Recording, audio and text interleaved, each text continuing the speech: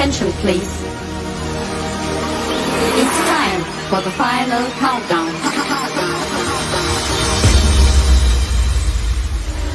The show starts in 10, 9, 8, 7, 6, 5, 4, 3, 2, 1, go!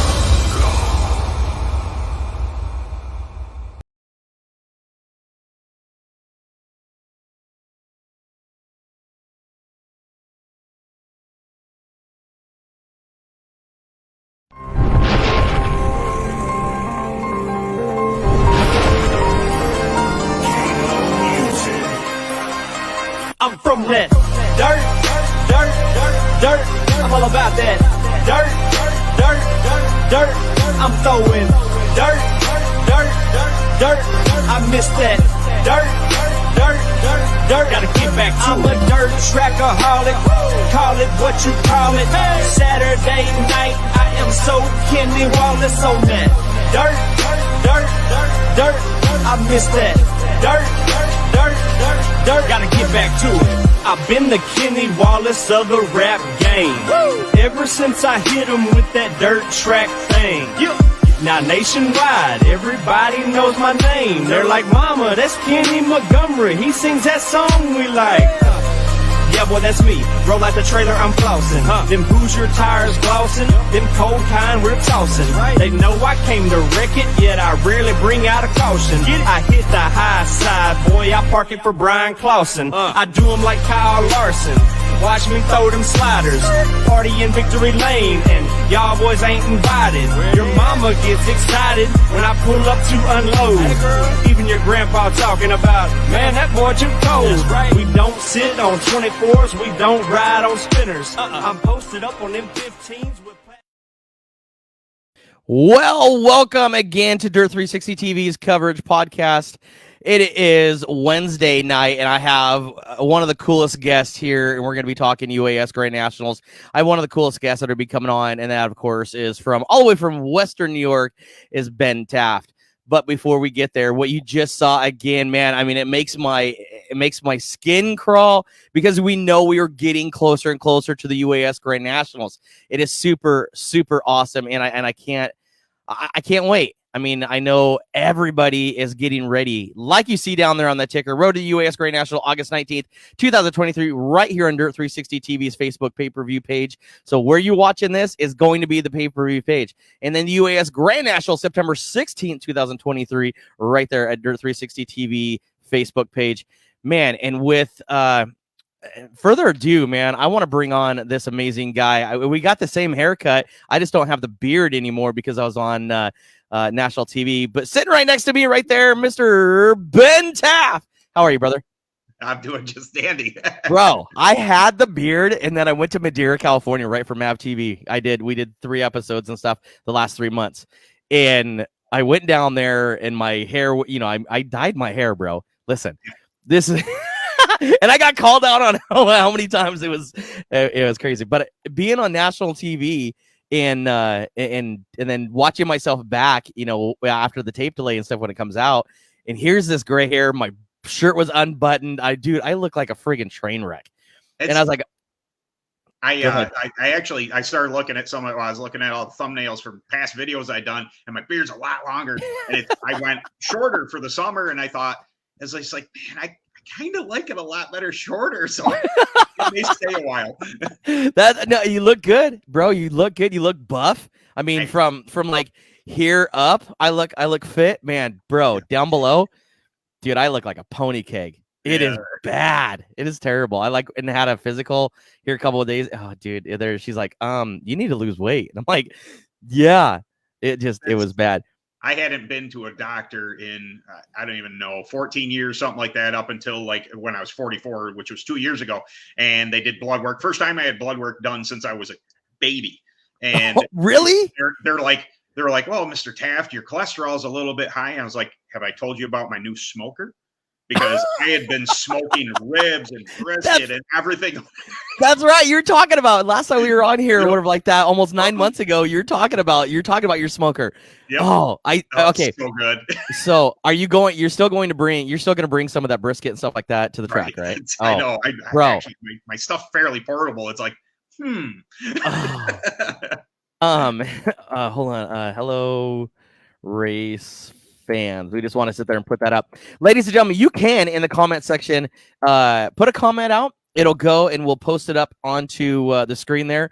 If you have a question for Mr. Ben Kart 6T3, Ben Taft, make sure you put it in there. If you guys have any questions and stuff about the UAS, this is one of, when I first met you, I mean, it's been several years and stuff now. When I first met you, I mean, you are a mentor, you're a ambassador. I mean, you have done so much for the UAS, just on your own. It's incredible, to have met you, from years ago and then up till now, with your YouTube channel, all that type of stuff. We're going to start off though with a year in review, if you want to call it that. Yep. 2022 UAS Grand Nationals. It was an up and down road for some. It was better for others, and it was absolutely crazy in the first lap. Crazy for the Northwest guys. Ronnie Cox broke, which sucked. He was so fast too. Hager's broke. Yep. The only one. I'm basically the only one that really got Rusty Rossmeyer. He did really, really well. He had a good finish. And he was up there challenging. We had Cole Hager is the only one out of the whole Hager bunch that didn't break, and he kind of had, he struggled. But the Northwest boys, man, traveled all that way, almost 3,000 miles to come home and basically pieces. I mean, it sucked. And they've been done. It's tough going down south too, because regardless of, we run occasionally a track up here. See, I think that the Northeast and Northwest, our tracks they look super similar, like just from a visual aspect, and just, talking with a little bit. Sometimes your guys get a little bit harder, but there's nothing like Northeast or Southeast dirt. So we're all kind of thrown for a loop when we go down there. And it's just like, I'm not the best with hard tires, and it's, it's a learning experience every single time we go down there, but little by little getting better and better. It's just, to go down and, face Evan C and stuff like that on his own. Absolutely. It's tough. That is tough. It is. And then when we went back to GKK for the Prelude, we knew Evan was going to be fast. I mean, he was fast and stuff with that little motor. I mean, he was just cruising around there. And then when it came to Grand National Day, I mean, they unloaded fast and practiced fast and everything else. And the only one who I really thought that could give them a shot, Renee Angel, was struggling a little bit, but I knew that she was going to be. But I knew that, Chris Hager and Ronnie Cox were probably the ones that were going to give him a shot. Not saying anything about Rusty Rossmeyer, because he was extremely fast. I mean, look at what he did and stuff at Spokane. I mean, it was awesome. Hager won it, but Rusty won the overall UAS Grand National Championship. Yep. I mean, these guys are fast, and to travel all the way back to Georgia, and I was looking so forward to it, and then watching Chris blow up on the backstretch and in practice, and we're like, what the hell just happened? Yeah. But Georgia was tough. It was tough on a lot of people. It was. In review, coming from New York, Western New York, and coming all the way down to GKK, because you don't usually go down to GKK unless you really have to. Yeah. What were your planning thoughts and stuff, for coming down there?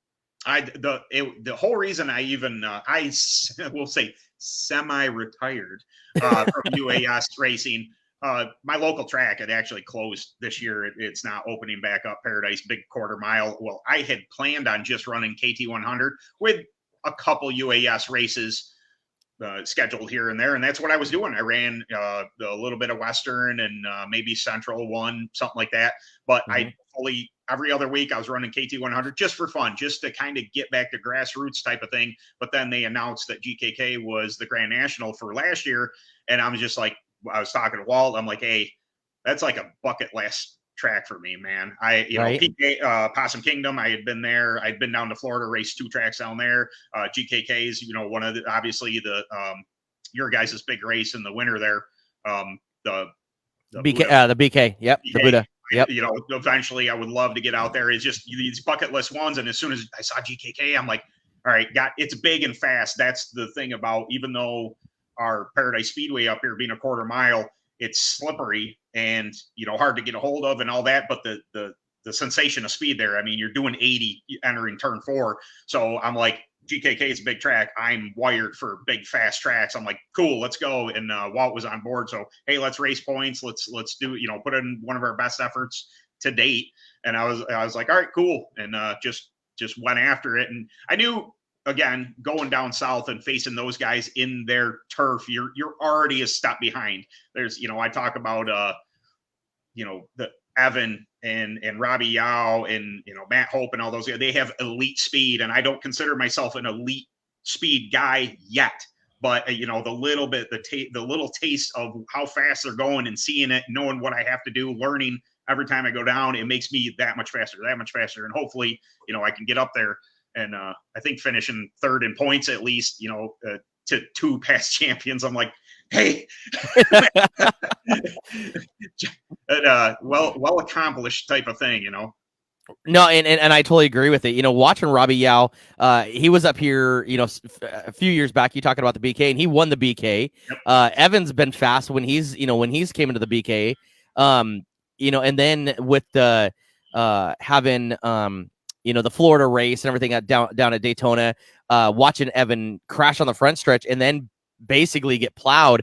Everybody, it was such a controversy, and this is kind of where I get it, is that you guys are carrying so much speed there. It was dark, and it just, when you're carrying that much speed out of a turn, reaction time isn't what everybody thinks. We're seeing it on a stationary camera, and you watch Evan, and he hits, and he spins, and he stops, and then all of a sudden, bang! It's within 2 seconds of the guy coming out of the turn, and everybody's like, "Whoa, why didn't he go to the infield?" When you're going, and you're already in a rhythm, you're in that rhythm, and once you start coming out, then you're, not saying that he had tunnel vision or whatever, but it's a racing incident. It sucks sometimes, and totally glad that he's okay. That was the biggest thing, is to make sure that he was okay. You got up, walked out of it. I'm sure he was sore, but those are the things and stuff that, when you have a fast track like Daytona, shit's gonna happen. Oh yeah. It's crazy. We were down to Blairsville. It just kind of that brought up, how you're not always focusing on the things that everybody would assume you're focusing on. So, I was leading the race, and we come down in, and I'm looking at the light. The light went off for the caution. The caution's out. I'm like, all right, it's going. So I'm bringing up RPMs, bap, bap, bap, bap, just waiting. I'm looking. I'm watching. Peripheral vision, watching my competitor on the outside. I nail it. I look up. There's no flagger, and I was like, whoa! And I lift, and I didn't stab the brake or anything. I just lift. Well, everybody wasn't prepared, and it caused us big to do. And it was like, holy smokes! Denny Furlow actually went, ass over teapot, and I felt horrible about it, because I should have looked up there. But when you're in the moment, you're looking, lights off. All right, it's go time. I'm just looking at the front of my car, bap, bap, bap, watching, trying to get that good jump. And I look up, I'm like, there ain't no flagger up there, man. and it happens in a split second. And that's the whole thing. It's a microsecond to happen. Look at what happened at GKK on the start. So we all thought, the day before practice, we had the camera over facing the backstretch into turn 3. We thought that was the golden ticket, right? And everybody's like, well, and the sun was coming down. We're like, all right, we're going to move this thing, and we're going to move it to the front stretch, right? Out of turn number 4. Dumb. We should have pointed it towards turn number 1, because everybody that came out of 4 was great, and everybody decided to pile up in turn number 1. Matter of fact, it was right underneath our, announcer stand. And so we had a main camera there, and we caught everything. And we caught everything from the secondary camera that was facing turn 1, the static camera. It was crazy. It was a fiasco. Then we do it again and pile up again. You got caught in it. Renee got caught up in it. There's 5 or 6 of you guys basically from third on back that, suffered from that thing. That's it is, I don't want to say it's inevitable, because last time we were at Hunterstown, matter of fact, it was probably one of, if not the cleanest Grand Nationals I've ever been in and or witnessed. There was a caution or two, but it for the most part went pretty close to green to checkered. It's just it's the biggest race of the year. I know, we're supposed to be these skilled drivers. We got all this horsepower and we're the best of the best, but you're also talking about the single biggest race. This is our Super Bowl. And it is, if you can gain a position under green, you try and get it. And, some people get upset with one another. It's just like, listen, there was a hole. Whether there was a hole when I got there is there was a hole when I started, though. I saw a hole, so I nabbed it. And then when it's, hey man, I'm sorry that closed up real quick there. It wasn't my intent. And then usually that's what it is. It's, you see a hole, you go stuff your nose in there. It gets one person sideways, which turns into hole. Everybody. It was it was crazy too, because when we were watching it, Chris Williams and stuff was our announcer, and he's all sitting there and he's like, and he looks over at me, he meets the mic, he goes, "Do you think it's gonna be out of turn number 1 or out of going down the back?" And I'm like, I don't know, man. These guys, I mean, they're good. I'm thinking it's gonna be out of turn number 4. Shit. I was way wrong. He says, "I think turn 1's gonna suck." And Evan, he takes off. He was gone. And then it was almost from somebody, and I don't want to say it was from Evan's 2-stroke that had all that smoke and everything else or whatever that kind of blindsided a lot of people in the back. But I think that might have had something to, maybe do with it. But also you had the sun coming down and it was slick, and it was just everything just kind of piled up all into one, and people suffered for it. But and then we had a track official get hit. Oh my gosh. I went back and stopped that frame by frame by frame by frame. It was 22 frames from the time he got clipped to the time he went ass over tea kettle and then landed back down and then got back up. I was like, oh my God, he's lucky enough that, nothing was broke, because he got hit hard. Oh yeah. Yep. I've been in a few Grand Nationals now, and unfortunately, my one opportunity to start up near the front was in Florida, at Jasper, Florida, and I missed qualifying, or I timed in P7 in qualifying, missed the dash by 1. And then when I was leading my heat race, and I unfortunately stuck my motor, and so I started in the back. Well, this has given me a ton of experience in the back. It's just like, hey, if you happen to make the A main in the Grand Nationals and don't dive in there. Be patient, be aware, watch what's going on. Yes, I got caught up in the one, but it was, by the time I got into it, everything had woed down. So nothing, no harm, no foul. I bounce around, all right, and then pull off, and then okay, let's do this again, type of thing. I'm telling the guys in the back, I'm not saying you're not fast. I'm saying that be aware of how quickly things can happen ahead of you, and you don't want to be in that. When you have 22 carts starting, things are going to happen. Patience need to be a virtue. Top 10, those top 10 guys, you already know that they're going to go for everything. They're going to try to win it on the first lap. You already know that's going to happen.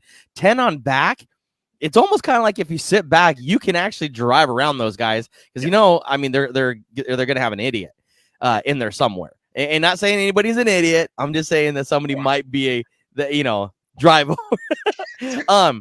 In part of our video and stuff, like you saw the commercial that we made for Hunterstown for the Grand National. Part of that was that Grand National here 6 years ago, I think it was, when you guys went there, 5 years ago, because we're on the team.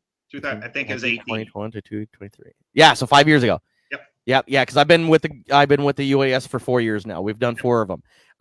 I used part of someone's clip, and that's why we credit it in the very, very back of our video, where we got our YouTube clips. And I made sure to contact them and say, hey, can I use some of your stuff? And, no copyright issues. I've had messages going, well, that was so-and-so's video. I'm like, we know, we do our homework. We don't copyright nothing. We do run a business. So if you happen to be one of those guys again that have not seen one of our shows, it's okay. But on top of that, Grand Nationals went okay for you. They, I think it was a top 10 out of the Grand Nationals Cup, didn't you? Yeah. Second time I've ever been torn down. Woo! I never thought I'd be so happy to be torn down before. It happened at Hunterstown, and then it happened there. I think Hunterstown, I drove from 13th up to 5th. And then this one, I was 16th, and I got up to 5th. And it was partially attrition, but if you watch my GoPro footage at the end, it's yes, Evan in the first probably 3 were gone, but at the end their pace wasn't so much faster that I couldn't still see them. I was like, there's a lead pack. Just keep pace with them guys. These guys are going to have to keep up with me because I'm trying to keep pace with these guys. And I had more in the tank at the end. And it was like, I probably could have driven a lot harder. But at that point, kind of like when I ran the heat race, is it Grigio? I can't remember the gentleman's name. He beat me by like a long shot in the heat race. He was just nailing it, going after it. But I knew I was in second. I was in transfer, and I just patiently log lap. And it's just, I'm listening. I'm feeling anybody touches me. I have more in the tank. I can go harder, but I'm not burning my stuff up. I'm not spinning myself out when I'm in a transfer point. And that's kind of like when you go to the A main, mind your P's and Q's, be patient, and then realize, all right, we got about 10 to go harder. And I thought about going a little harder at the end, but I also was just like, man, if you're truly in 5th, just run with it. You're not going to get Evan. He's gone. It's just take a 5th. Take what you can right now. So, we were talking about mental state and everything else in here last week, being down at Madeira and watching these, junior 5150s and stuff, late model drivers. The youngest kid that could possibly win a championship is 11 years old. His name is Vito Casella. He's 11 years old driving, a crate late model in the junior 5150. I mean, this kid is amazing. He's won 4 out of the 5 A mains. I mean, he's just a young talent. And I asked him and stuff afterwards and stuff off camera, and I'm like, what is your mental game?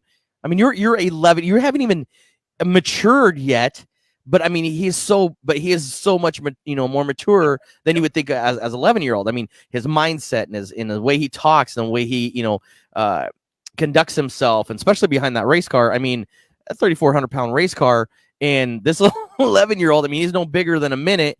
Climbs out of this thing, and he's like, well, you just gotta go around circles and hope to win. But he's always fast. I mean, he is qualified up towards and or right with the Lucker Daddy Pro Late models. And so part of Madeira's log deal is that if you can qualify with the Pro Late models 3 times straight, you can actually run with them regardless of age.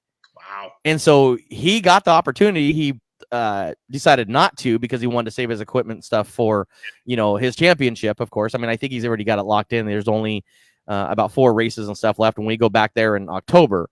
But the kid's just the thing. But for your mental game, when you get into that situation, you talk about, okay, I'm in second. I know I'm comfortable. I know I have a transfer spot and stuff in it. What then turns into your mental game of like, okay, do I have to push myself, or can I step back, say halfway or 3/4? What is that mental game for you?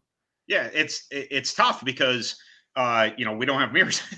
So right? It's you're for me, it's like I know I think I'm setting a decent pace. I know, my competitor, I can see him, but he's gone. It's just like, all right, that's fine, transfer spot.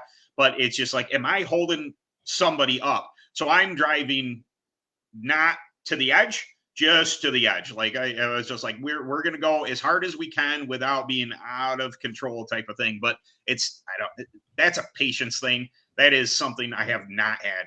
At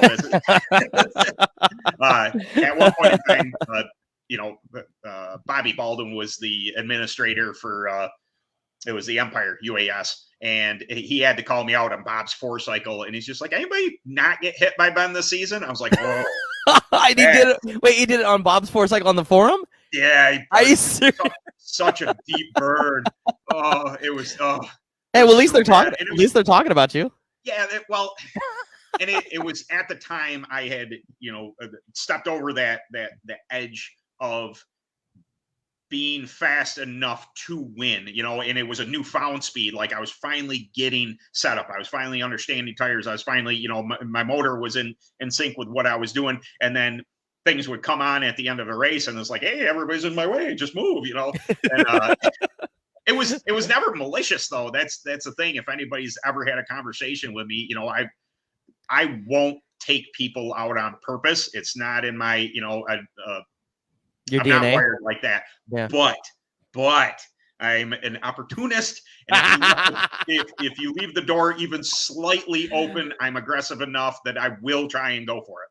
And unfortunately, it's gotten me in a whole bunch of trouble over these years. At least now they still occasionally happen. They're just not as frequent. You've been the most passive aggressive person I've ever met before, but that line right there, that was that was golden. We're gonna chalk that one up to Ben Taft logic of industry. So let's talk about GKK was good, top 5. You went home in one piece, all that type of stuff. What have you done since then up until now? A whole lot of it's winter in when you get the New York winter, it's bogus, and you sit around and Walt and I just text back and forth, or we call each other and we talk about, hey, what's the plan this year, this and that. To start this year, I have this little 4x8 trailer that I pulled to a couple of races, and then we upgraded to a 6x12, and it was still, when we went down to GKK, it was still a little too tight for even 2 carts. We like to bring he's my kart partner. He wants a backup. If something, God forbid, I bend a spindle, tear a frame up, I want to be able to jump in another ride and just go out there and, pretty much do the same thing. So It was just too small. So he went out and bought this humongous 18-footer out here. I think it's big. I know 18-footers aren't big to, late models and stuff, but for a kart, it's huge to me. It's like, oh, there's too much. But now I get to have both carts in there, no problem. And I've raced, I've tested. We did a little, Buller did some stuff to my motor. We've been testing that a little bit. But it's kind of been hit or miss. The weather's just been crap. We have yet to race a Central New York region race yet. It is rain out.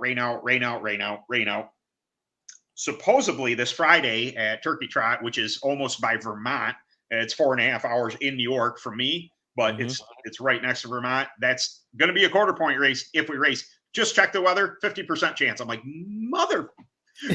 Well, so speaking of quarter points race, side note is that the 2 young guys I had originally when we first started the podcast channel again, here a week or so ago, they had an 80% chance it was going to rain. And I told them, I said, listen, because you came on here, you do realize now that you're going to race, right? This is the lucky thing.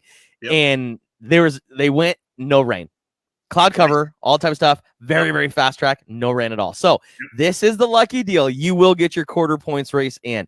And on top of that, talk to Ron Pritt from Hunterstown, and everybody that is watching and that, is from Hunterstown or whatever that are needing quarter points. Listen up. The prelude to the dream, it's going to be the August race, okay? The road to the UAS Grand National, August 19th, will be a quarter points race, okay? So when we're there, that's going to be a quarter points race. And then 2 weeks prior to the Nationals, the first part of September, that also is going to be your quarter points race. So you will have 2 quarter points races there at Hunterstown prior to the Nationals. One on the 19th and one 2 weeks prior to the basically like September, I think it's 3rd or whatever I think it is for, I have to look at my calendar, but right at the beginning of September is another quarter points race for Hunterstown. So if you have any questions or comments or concerns or whatever, get a hold of Ron on the Facebook page, or if you have his personal phone number or whatever. He is in the process of moving right now, guys. He's hard to get a hold of. Trust me, we have had that, but we try not to push that issue and stuff too. Ron has been so amazing. Everybody there at Hunterstown has been so amazing to us on getting us there, and just anything that we need. The scaffolding, I just talked to a scaffolding company today, the same time like we got for GKK. Everybody at Hunterstown, Ben, has been amazing. That place it's like kind of going to heaven, is from what everybody talks about. As soon as you go in the gates, it's almost like Field of Dreams.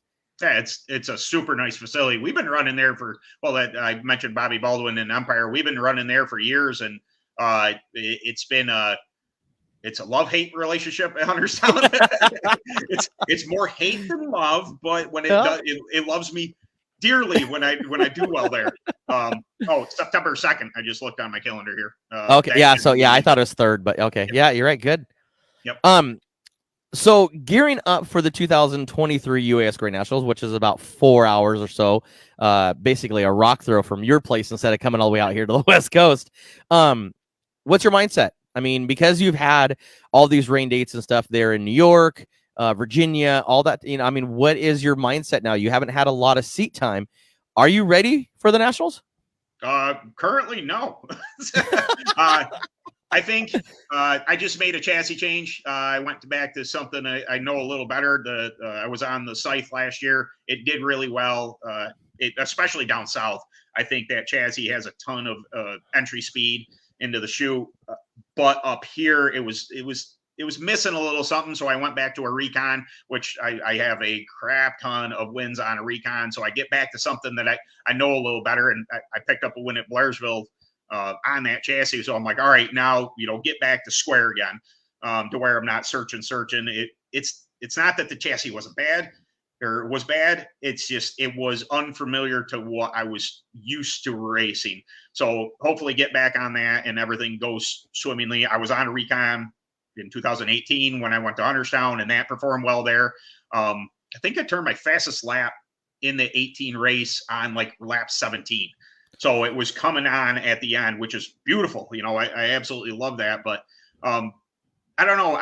I'm woefully unprepared except for the health aspect. One thing I've never done up until this past year and a half was exercise at all. And getting a little older, the cholesterol scare, it wasn't really a scare, but I was like, my son wanted to box. He wanted to, I wanted to lift weights. We kind of did that. Now we're not boxing currently anymore, but we're lifting weights like 4 to 5 days a week. So the couple times I've been behind the wheel in the cart, I'm not tired. I go 20 laps and I come out and I'm like, all right, we're good. Usually it'd take me half a season to get in race shape, Right. There's certain muscles you use when you race. And now I'm at least physically fit enough to put in laps without coming off and, my tongue hanging out. I'm like, oh, I don't know if I can survive that.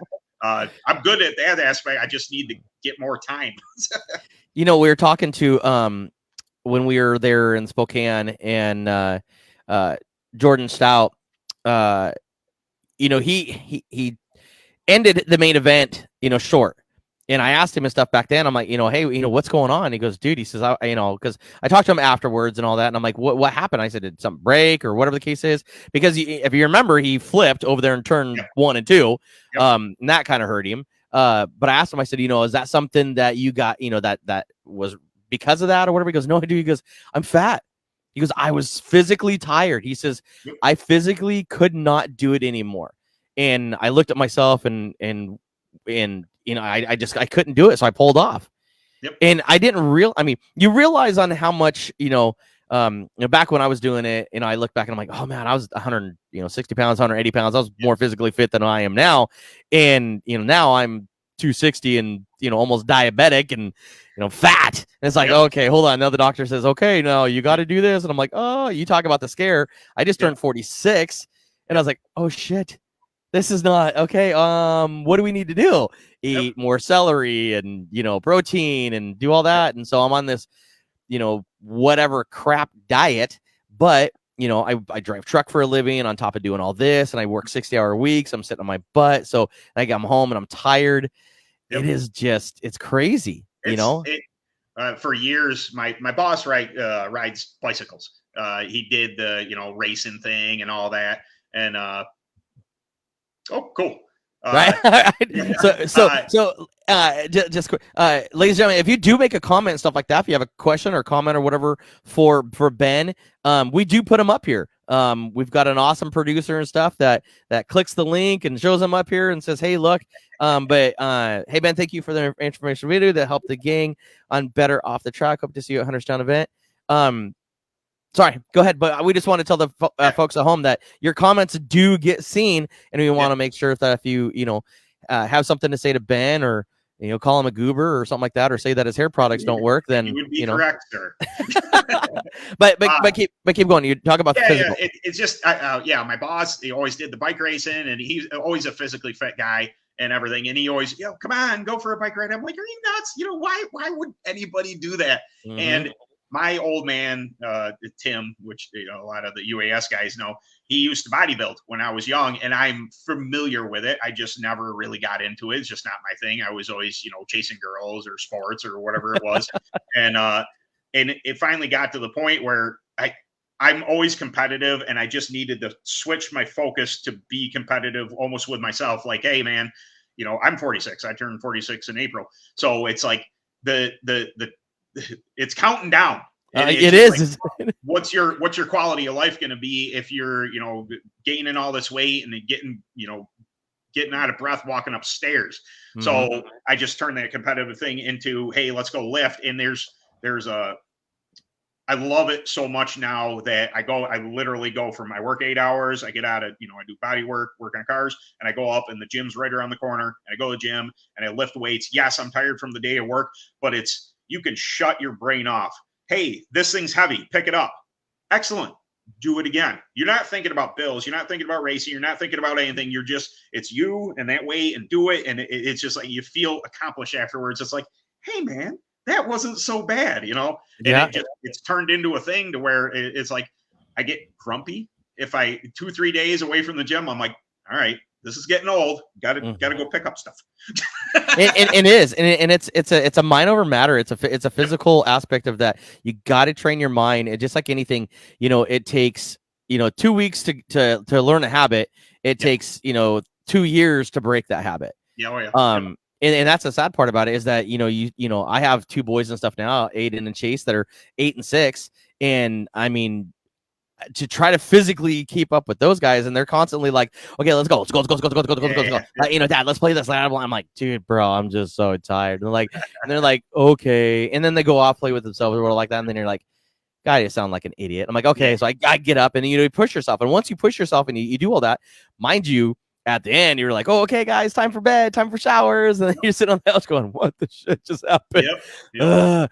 But it's carrying all that weight and stuff. And then it's going from, having that weight added on. It's physical, man. And like Jordan Stout was saying, he says, I gained weight over the year. And he says, dude, it is physically exhausting.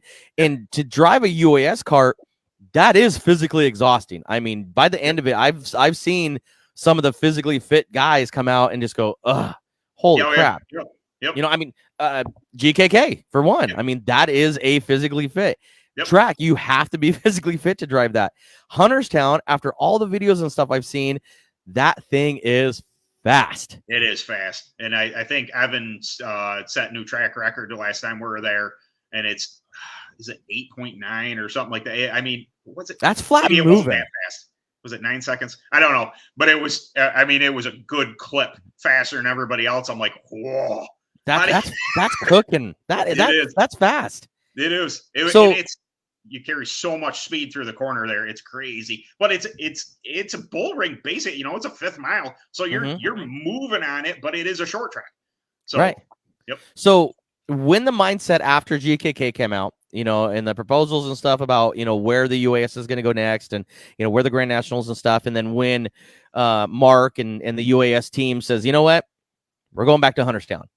What were your thoughts and stuff going, you know what, I mean, what was it cool? Was it like, let's go somewhere else? Let's go somewhere where we haven't been. What were your thoughts?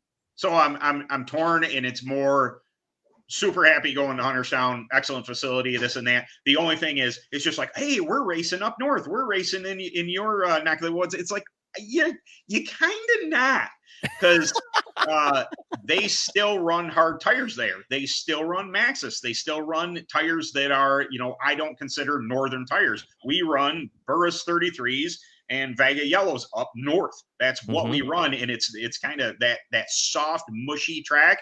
It's more my specialty than hard tires are. And it's just like, I keep on waiting for that track to where I show up with my Vega Yellows that are prepped right down to, 30 Duro. And, the Southern boys are like, oh no, what am I going to do? And I'm like, I'm sure they will adjust, obviously Chris, Chris C and all those guys, they will adjust and they will adapt quickly to it. I think we had a chance in 2020, what was it? The Ohio track there that we went to. Williamsburg. Wheelersburg. Yeah. We had a chance at that. Like literally, everybody talks times. I was within the top 10 in times on practice on Friday because we were on soft Vega yellows. And I'm just like, game on. We are on it. Well, when it came to race day on that Saturday, they stopped prepping the track. They stopped soaking the track, and it got hard again. Yep. And it's just like, dude, you're killing me. You're absolutely, it's just like, I need it wet and soft. You know, it's selfish. I get it. But it's like, I had packed a trailer full of Vega yellows, prepped the way I know how to prep tires. And then I was getting out burst 33s and maxes. And I was just like, I got lost, and I got in the B main, and then it was just a cluster from there. I was just like, the one chance I had at it, going my way, and it's like, oh, you're killing me. It was funny because that was our first UAS Grand National to come out to, was Williamsburg, and then talking with Misty, the owner, promoter, and all that. That lady was so cool. I loved her because she could be sweet. Yeah. Or if you pissed her off, she was like big mama. She's like, look, come here. And it's like, oh, and I looked at her, I'm like, I hope she ain't talking to me. Oh, yeah. Yeah. And she had that facility. That was probably one of the funnest races to go to because it was ran smooth. It was ran fast. It was just everything about that place was so top notch. And nothing against anything else or whatever. We'll put Spokane off to the side because that was crazy. But with weather anytime is you go with what you can, man. Right. Route 68. It was an Ohio race, and it was a harder track initially, but it rained. I mean, downpoured, and we ended up. I was fast, and when it downpoured, it got soft. I got fast again, and then it hardened up, but we were racing into the wee hours of the night, trying to run in between showers. And it's, man, we run on dirt. I saw Spokane was the same way. You deal with what you can. I mean, we run outside. If it was in a dome, awesome, great. Right. Run anytime. But no, Mother Nature has other ideas. And it was weird too, is that as soon as they ended the race, it was less than 15 minutes later, and it was downpour. And it rained all night long. It was just, and they tried their best. I mean, it had the ups and downs about, who was prepping the track and, whose facility was this. And, they had their moments. It was cool because it was 6 hours away for us. So we didn't have to fly and have to pack all the friggin' television crew and luggage. That's just such a nightmare. Go through the airport. Oh my God, man. Yeah. I take migraine medication the day before, just because I know that when we get up, depending on when our flight goes out, I'm just like, there's so much, besides our personal luggage, the flight luggage or whatever is just like, okay, there's, 12 pieces here, and it's all condensed into, I think we've got it down now to 1, 2, 3, 4, 5. Then we got it condensed down to like 6 flight cases. Yeah. To bring everything, and that's condensing. And I was like, oh shit. On the YouTube side ish, I am friends with the beer guys, and a lot of them are kind of techie people, and they know what to buy, what mics and this and that, and what cameras, the Sony ZV-1 or the Canon M50 that you can use for live streaming or recording videos and then upload and use Final Cut Pro to do this and that. And I could do all that stuff, but it's just like, it's time consuming, and I'm an outdoorsy person, and it's just like, here we go. It does everything I needed to do. And it's just like, if I ever wanted to live stream or do anything, it's right there. It's, all day long. And that's what we do too. I mean, we've talked with so many people and stuff in it. And when we started out with a company that, all they wanted was their money. And so they're like, well, buy. This is what you need to buy. And we're like, okay. And, not knowing, because everybody had all their secrets, we bought all this equipment and spent a ton of money and went, okay, so we only need a quarter of this. Yeah. Oh, you never know. You might need that. And it's like, no, we really don't. Like, why would we do this? So we sold a lot of stuff, and then, it was at cost, which sucked. And, then upgraded to what we need to do. But Hunterstown Speedway, kind of off of that subject, but back to Hunterstown Speedway. What are your thoughts about, going into this? I mean, of course, you want to win the Grand Nationals, of course, or whatever. But what are your thoughts? I mean, because you've been there. How many times have you been there? Once or more than once? Oh, for just in general races, the Grand National at one time. No, I've probably been to Hunterstown, I don't know, 12, 15 times. I don't know, somewhere in there. So with all that, all the notes and stuff like that, what is your thoughts then going into the Nationals? That it is. Are you more relaxed than any of the other ones or like that going to?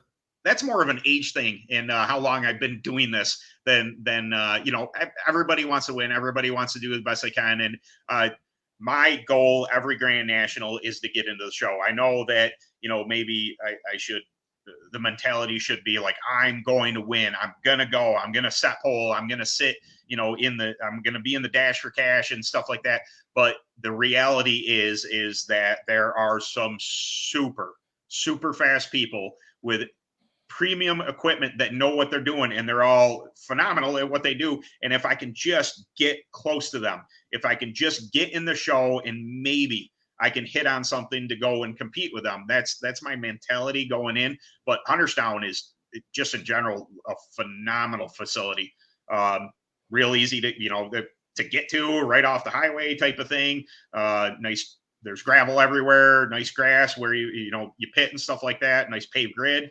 Just fantastic facility. I've always thought that Ron's always kind of been a part since I've known that track, and either running the track or doing whatever, or been part of it. And he's always done a really organized, professional job at doing everything there. So I'm really looking forward to it again. Just not only that it's close to me, and I actually get to bring my wife and my dog to this one, but that you can't pick a better facility. It's really, really good. And I was, happy just kind of all around going there. Now, on the downside is I know that Evan, Robbie, all these guys are going to be just lightning fast there. And it's just like, you kind of feel like, oh man, there's a hill I got to climb, but maybe I show up and maybe I unload fast like Chris does often, like Robbie does, like, Meacham, dude, they're killing it this year. His team with Robbie driving for him, absolutely killing it. And they're going to unload fast, and I need to show up and unload at least in the vicinity to even think about getting up there and doing battle.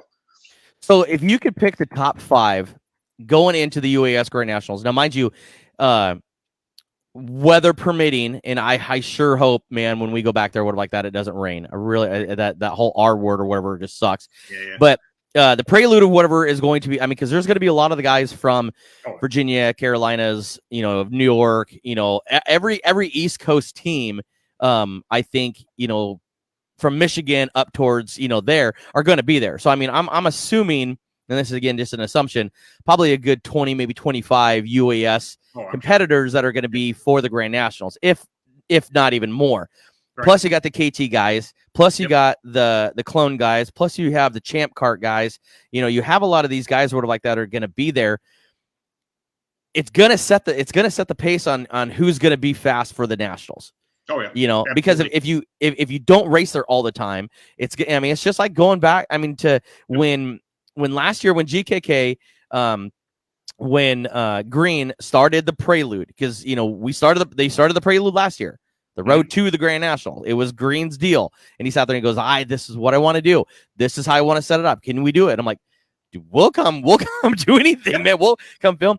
And it was one of the greatest broadcasts, right? And it was one of the best setups or whatever like that for the Nationals. GKK was amazing to us. Matt Green was awesome to us. That's a super dude.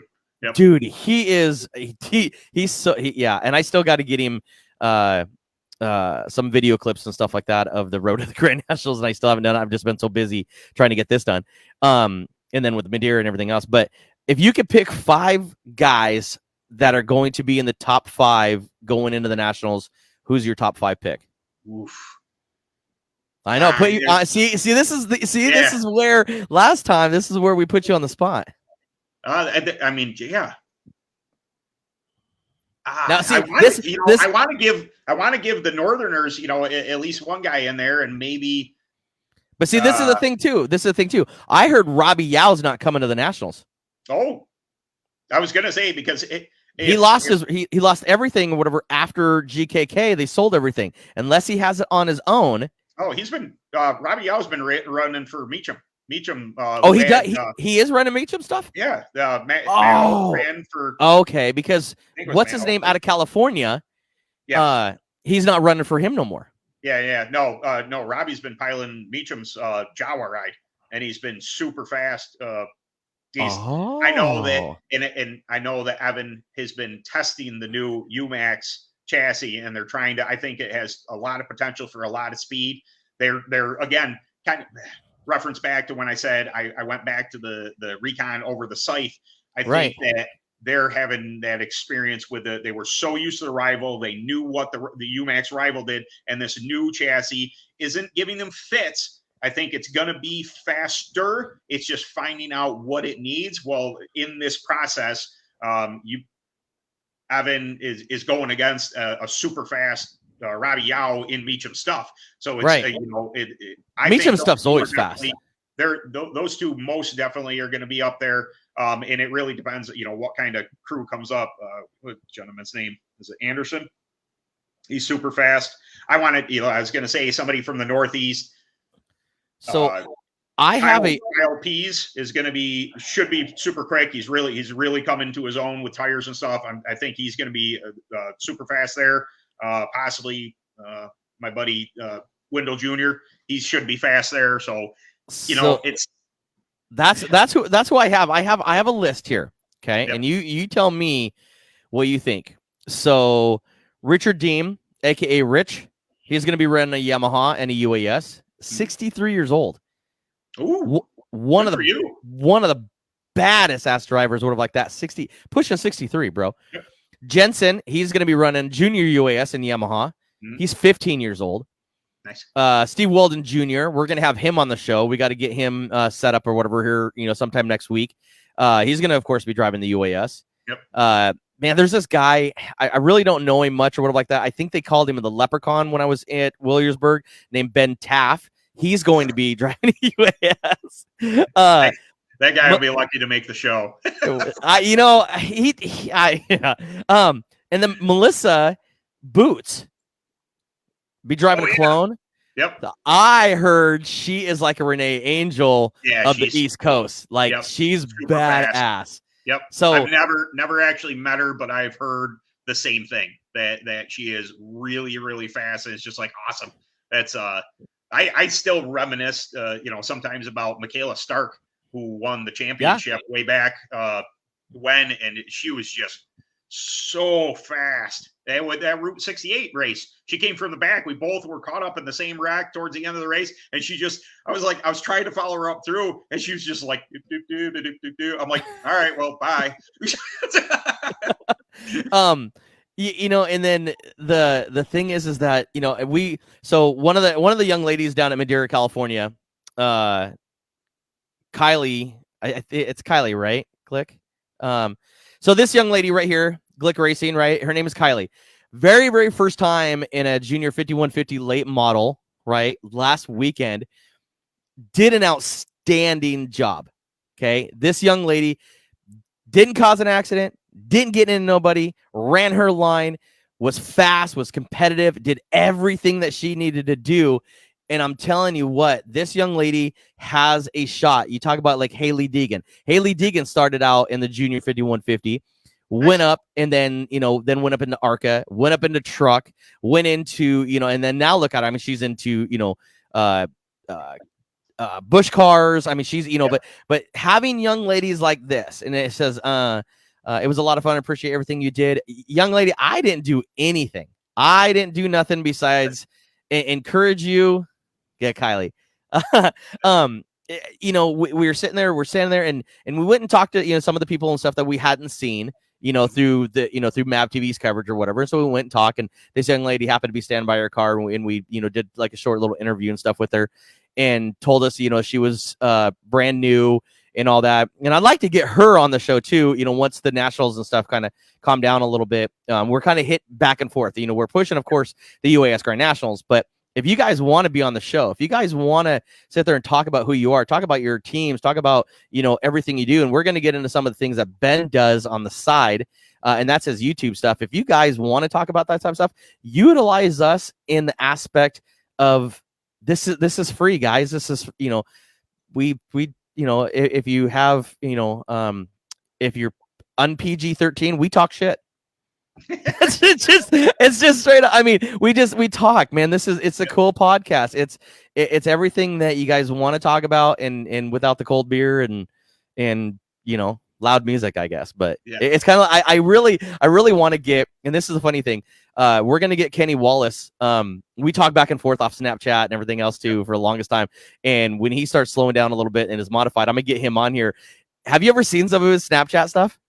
Not his Snapchat stuff. I follow his YouTube channel. I've commented times, and it's funny. It's just like, bro, he just having somebody like him like your post. I say something funny or whatever, and he likes or puts a smiley face up. Right? It's kind of funny. His Snapchats though, bro, are raw. Like he will talk mad shit. He's like all you peas and all that type of stuff. Like he just blew a motor. At I-55 or wherever he was, just whatever like that. They were back that night pulling the motor, right? And of course he gets on Snapchat. He goes, what are you pussies doing? You don't got nothing. He goes, none of you guys are like me. I'm cool. He just talks smack, dude. And it's like, and he's like, yeah, me and my chat box. And it's like, dude.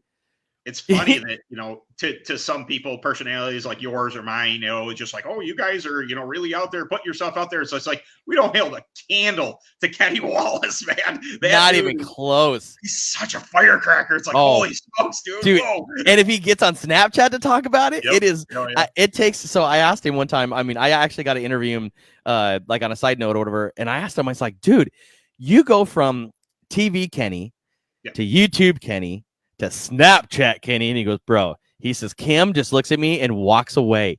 And I'm like, he goes, as soon as I pick up that phone and I hit that icon, Cam's like, oh God, Kenny, no, don't. And he will sit there. They'll be in a grocery store or whatever like that, right? He's been at a grocery store or getting the car fixed on or whatever the case is. And he's just Snapchatting. Kim's just like, she just looks, she's like, I just can't do it.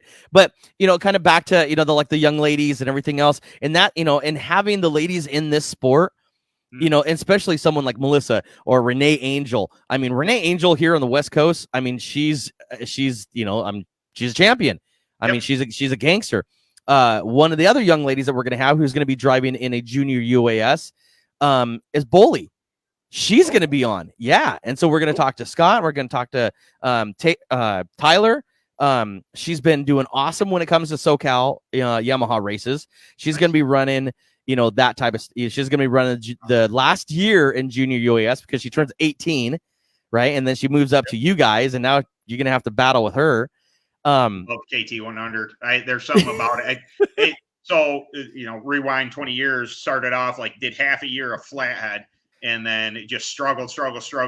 And my dad bought 2 Yamahas the next year, and we went Yamaha racing. So I've been, literally except for that half a year, I've been 2-stroke my entire time. Yeah. It's just every time I hear KT, I'm just like, ooh, KT? What? I know, right? That's what going on?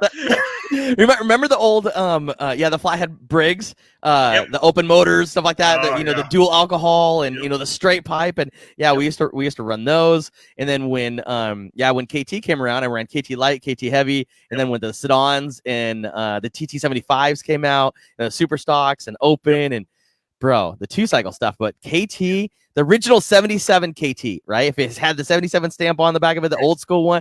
Oh my God, dude, those things you can't blow them up. I mean, well, you can. Ask JR Parrott, but I can blow anything up. It's not a matter of if, it's when. Give me a chance, I'll get it. I was so retarded. We were running Castle Rock, and it's a big track. I mean, it's a big track. And we get out there, and of course, you have to hop the clutch because it's so long. It's like, "Wah." So I'm dialing this needle in, right? Just trying to get it up.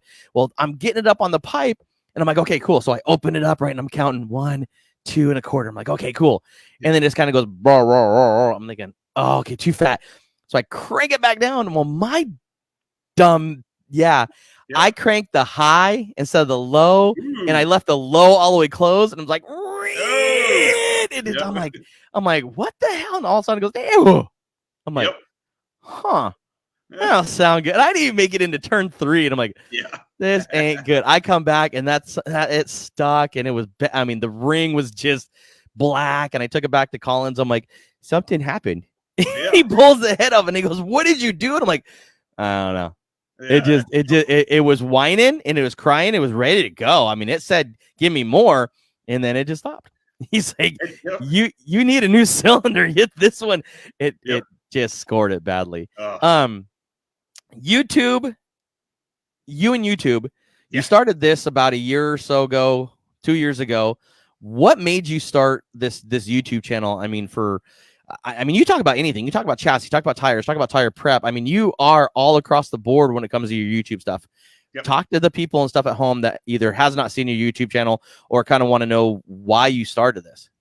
I don't know why. All right. Maybe the reason I started doing beard stuff, and I'm still involved in it, just like beard acting, sponsor of my cart and everything. But I grew the beard in 2018, and then started, what's this beard oil stuff? And that made it feel better. That's great. And then it grew, and I started watching beard content, and it's this whole niche. It's just like, whoa, it's this whole world that opened up. It's like, man, all these people, all these beards and beard companies, and good camaraderie, and there's some bad stuff in there. People mad at one another for blah blah blah over a beard. It's we do the same thing in racing, the same thing, and you could be the people making bottles, just like, hey, Steve put purple in that. Why do you do that? People get mad at whatever. Right. You can get mad about something for stupid reasons. Anyway, and I saw these YouTube reviewers, getting beard products, and it wasn't even to get free products because I honestly spent way more than I ever got in free product, but I was just like, you know what? I always consider myself somewhat of a personality. And I wondered, it's just like, I wonder if I could do that. If I could get in front of the camera, just my phone and record a video. And I recorded a video, and it was, man, if you go back and watch it, hey, everyone, my name is Ben, and I have this beard oil here, and I'm going to tell you about it. And it's so cringy. That's like how we first started too. We were so stupid. So bad. Even the beginning of this channel or Cartoon 63 started that way. I had evolved from the beard thing of how bad that was, but it was still a little slow. I wasn't comfortable enough to let myself out. And part of it was when I was recording beard stuff, I was doing it in here, and whether or not she could hear me or care, my wife doesn't, my family, they knew what I was doing in there. It's still a mental thing. Like, right, of course. Hear me. They're laughing, and why is he saying that stupid stuff? And when I moved out to the barn, I was able to open my voice up, and I'm a loud person in general. Like, if you talk to me in person, I'm not intentionally trying to speak loudly. It's just the way I do it. Right. I work in a noisy environment. There's the whole thing. My wife tells me to shut up all the time. It's, why are you being so loud? I'm like, I don't think I'm being loud. I'm sorry. Right. I'm the same way. It allowed me to, be who I wanted with nobody in earshot. Well, even if people could hear me outside, I don't care. It's just like, I'm in the barn. This is my world. Right. Of course. So I thought, well, maybe the beard thing wasn't going anywhere, and I don't know. People seem to like me. They just never subscribe to the channel. I got it's still at like 375 subscribers or something. And I kind of abandoned it. Occasionally I'll put a little something on it just for fun. But I was just, I'm into carts. What if I do some kart stuff? I know a lot about karts. Sure. And I went and, did a couple, here's my intent. I'm going to talk about, why to adjust stuff. I don't know. Right. I was just spitballing, like seeing if anything stuck. I did a couple videos. It was more of a place to put my GoPro footage for racing. And then at the track, the one guy was just like, "Hey, are you gonna put out any more of his videos?" I was like, "You watch that crap?" And he's just like, "Yeah." He's like, "I'm your subscriber. I'm your subscriber." He's like, "I thought, I thought it was really cool that you were willing to explain stuff." And I was just like, "Oh, shit, man. All right." So I started up the flow again. And even those were a little, docile, but, a little more of me again. And I was just like, the more positive reaction I got to, hey, I can be myself, I can be goofy and say weird stuff and, just be who I am right in front of the camera. And it wasn't getting torn down. Now, I have a general rule that whether it's content based, if somebody comes in and they're being a jerk about it, I'll reply respectfully. And then if they continue, next level sarcasm. And then it's full sarcasm. It's just like, listen, just because I don't swear on the channel doesn't mean you're not dealing with an asshole. It's just I can be a jerk if you want me to be a jerk, but on my channel, I know that kids are going to watch it. I choose not to swear on there for a reason. I'm not a pushover by any stretch of imagination. I will argue. I love to argue, but I'm trying to do the PC thing, trying to be as politically correct as possible. Okay, calm down. What about this? What about that? One of my favorite ones was I did why slicks over treads. And I said slicks are just faster. They're, oftentimes a second faster per lap, on a kart. And then some guy came in, why do late models run treads? That's BS. You don't know what you're talking about. And I just calmly came back with, if treads are faster on a kart, why do 99% of kart racers run slicks? If treads are faster, explain that to me. And then no reply. Where'd you go, tough guy? What happened? You were, look at this point I made. Here you go. It's the keyboard warriors. Yeah, I can be that guy if you want me to be. I don't want to be that guy. I want to be, happy. There is far too much negativity in this world, man. I want to be bubbly. I want to be happy. I want to, explain things in a positive light the best I can.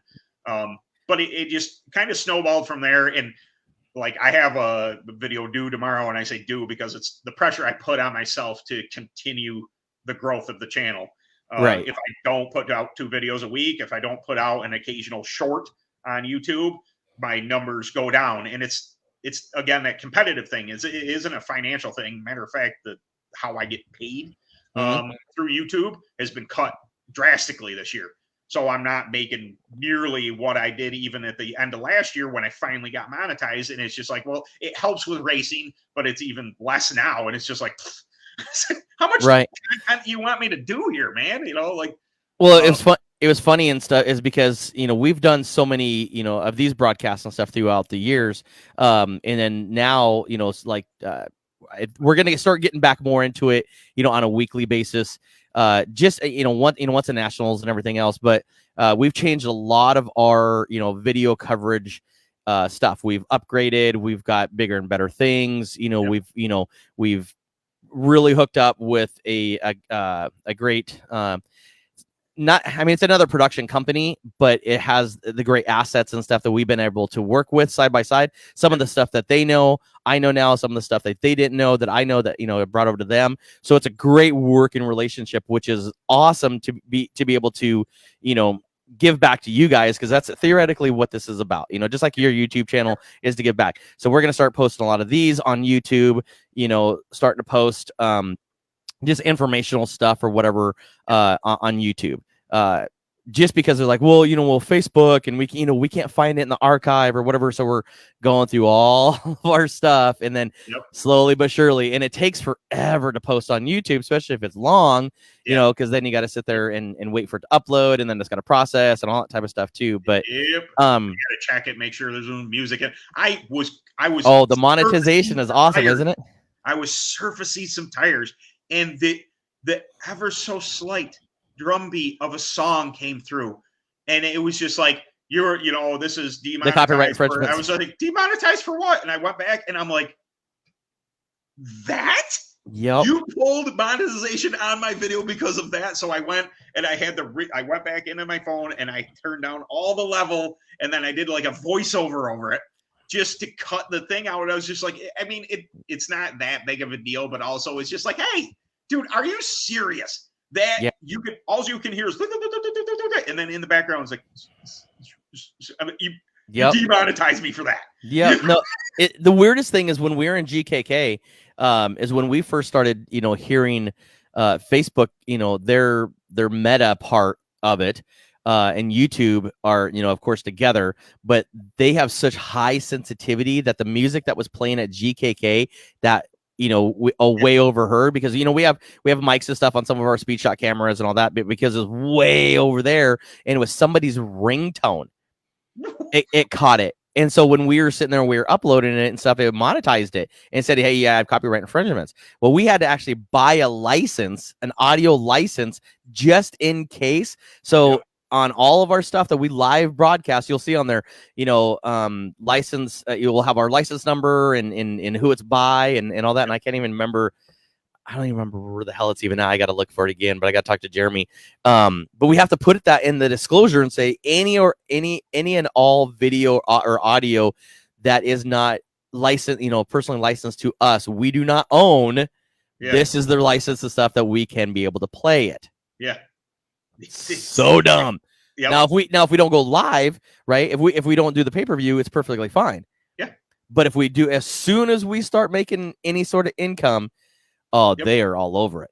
That's, and from my understanding, though, if you're doing, say, you're a drummer, you're learning to drum. I have a friend who actually does it. He's just learning to drum. Well, he's playing the music in the background. He's playing along to it, and I'm pretty sure he's monetized because he's playing like it's something about the reaction to it. Like if you show a clip of a movie, but you're talking during the clip of the movie, that they can't record it. Yeah, they can't. It's just, what the yeah. Todd Street says, I look forward to Kart 63 videos every week.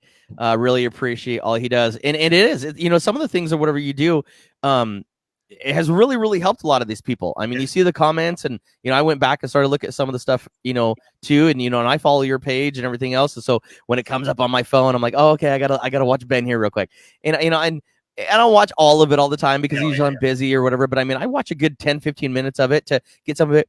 And when you're talking about slicks versus treads, okay, the K11s, 22s, 33, all that, for, and the KOs for, all that stuff. Yeah. When it comes to like cage karts, because now my boys are into cage karts, they don't want to go flat track racing yet, or speedway, racing yet. They want the cage karts. They think it's the coolest shit. Oh yeah. Yep.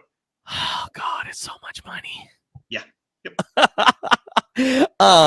But they're driving, box stock and stuff. Aiden is racing box stock. Chase is running his Pee-wee kart right now, but he'll run a beginner box stock and Pee-wee next year in a cage kart. So I got to buy him one of those damn things. But in cage kart stuff, like in the 250s, 500s, they all run treads. Treads, yeah. We still run the slicks, which is so much better. Why would the cage karts and stuff run treads instead of slicks? So I think part of it has to do, most of it, from my understanding, they're not. So our cage karts, like a champ kart, doesn't have suspension. From my understanding, QRC stuff like that, they have suspension of some sort.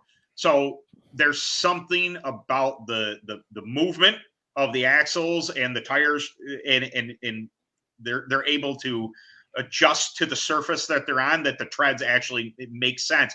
There's the PA wings that are around here where they're, QRCs and stuff like that. Right. And I often thought, it's just like, what if I put my Bama onto a champ kart with a wing and then ran slicks against these guys? I'm like, I wonder, how would, a cage kart's going to handle different than a flat kart is, but I'm like, but the power's the same. I'm like, I wonder if my little 250, even against their 500s, if I get a weight break, I'm like, I wonder if it'd be close. But then I also don't want to buy a champ kart, and I don't want to drive the P8 to race some guy. So it's a good idea.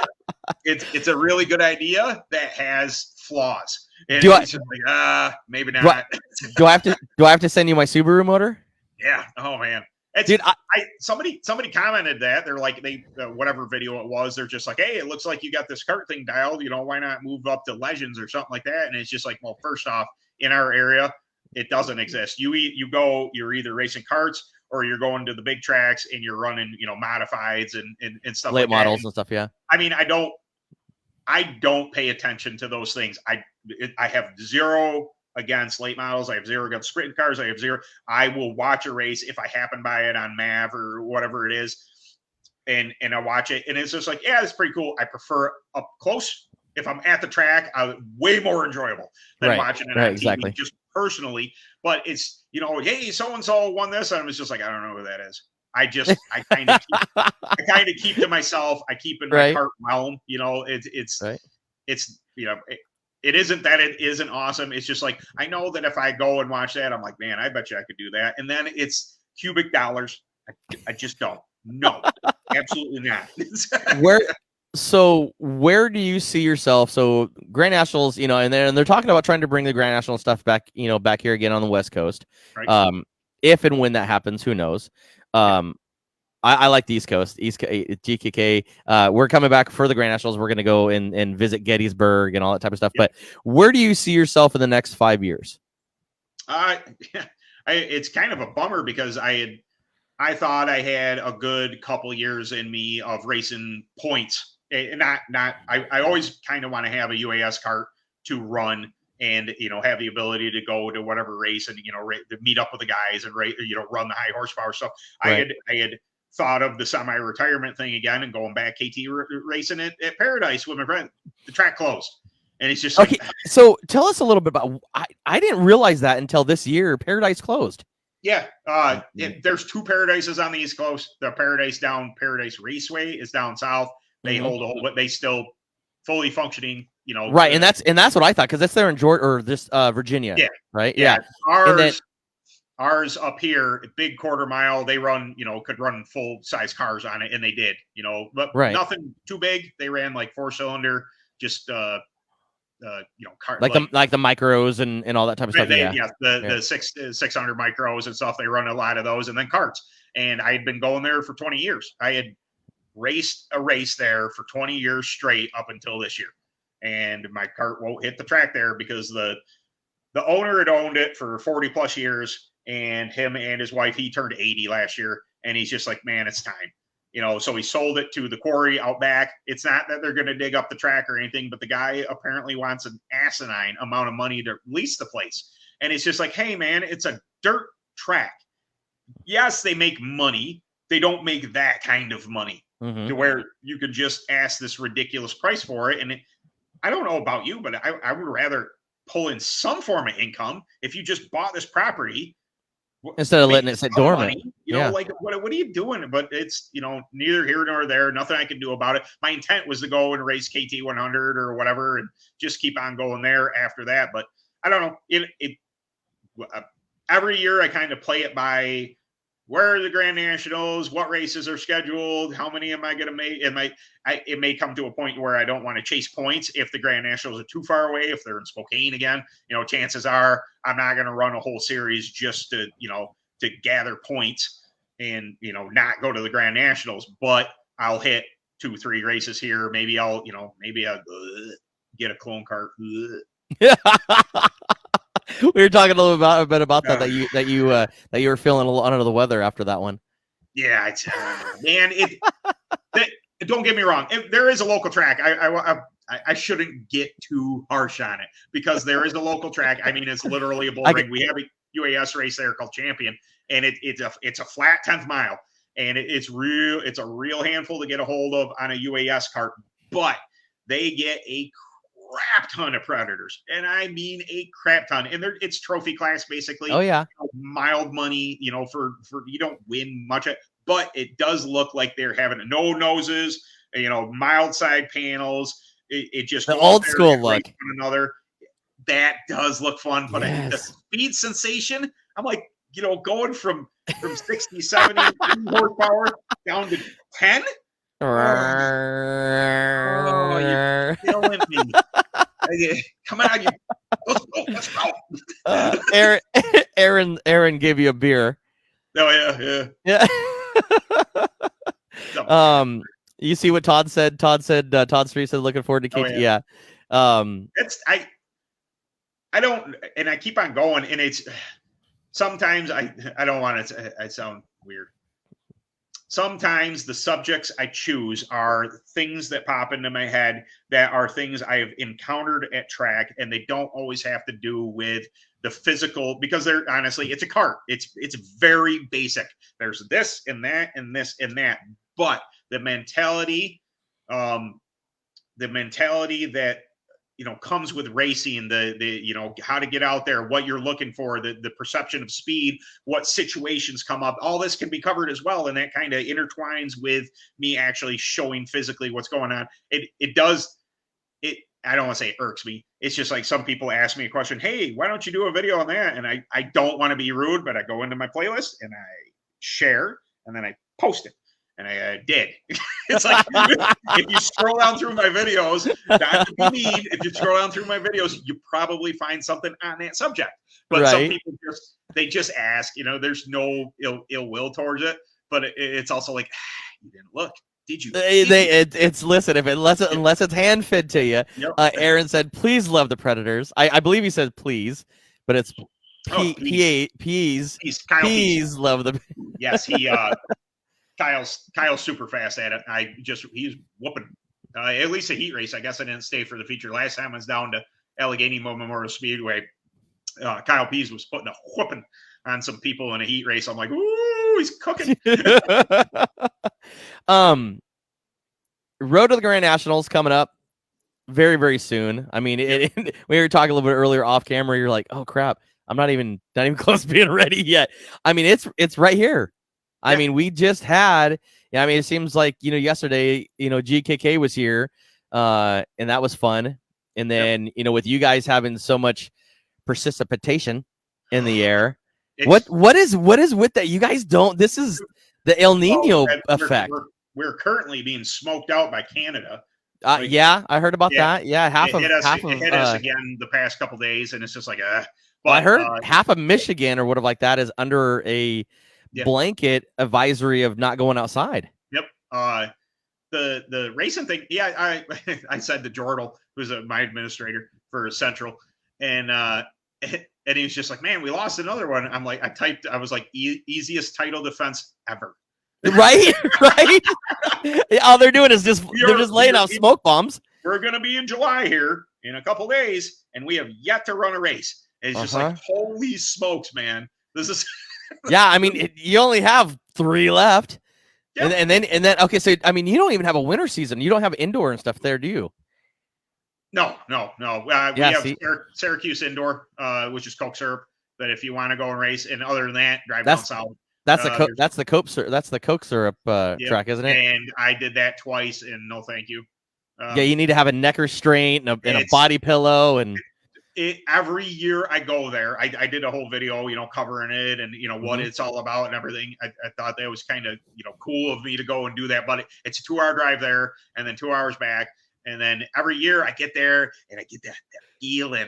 I'm like, next year, I think I'm going to do this next year. And then I have to talk myself out of it. It's just like, you were pasty white the last time that you peeled your helmet off. And my wife looked at me. She's just like, oh my God, are you okay? I'm like, what? And I was completely out of breath and just, I must have held my breath the entire race. Like, dude, the G-forces there, especially, I looked at some of the, you talk to some of the Predators or some of the clones, or whatever, it's like, how they just, it's flat and it's like, and they're just got it dialed though. They have it dialed right. Crazy. And, good on that. I mean, it makes for fantastic racing. Actually, the track expanded a little bit last year, which actually got me thinking. It's like, maybe. But then as I'm hanging out with my kart dealer guy, Jay Groves from Kartworks, he's grinding tires, and he had been grinding tires for customers for like a day and a half. And it was just like, oh yeah, that's part of it too. No, I don't want to do that. I really do not want to do making sure that no. Yep. I'm good. UAS Grand Nationals, Road to the Grand Nationals are coming up in August 19th. Quarter points race. If you're just following us, it will be a quarter points race. We just talked to Ron earlier today, so they will be holding 2 quarter points races prior to the Nationals. One on August 19th for the Road to the UAS Grand Nationals, and then 2 weeks prior, that's going to be September 3rd, September 2nd. they're going to be holding another quarter points race. So if you have not got your quarter points races in yet, this is where they are.